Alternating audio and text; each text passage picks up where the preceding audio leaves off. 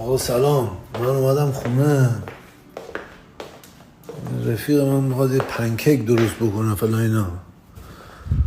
یه ساعت دیگه میخوام برم یه ورزش بکنم. مریضم حاجی جان.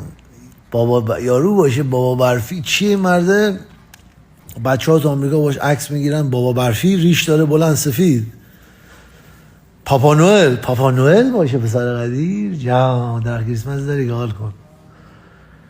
بعد امروز تعطیله دیگه اینا. بیرون هوا ابری سرده.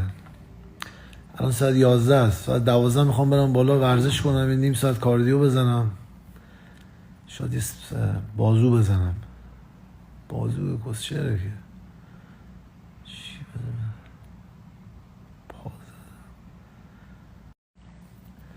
پا هم که روز زدم. دوباره پا میخوام بزنم، کس خواهرش. میخوام پشت پا بزنم بذاره.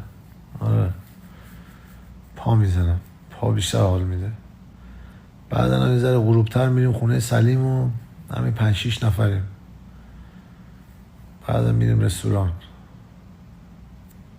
آها آقا این آپتین کومپار زده رفته تورنتو اونتارا نمیم چی آنتالیا که نه اونتریا. خواهر برادر خانومش اونجا زندگی میکنه.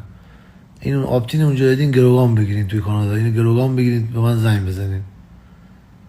توی تورنتو آنتریا نمیم چی آنترا اونجاست. آپتین شکرابی از رفیق من.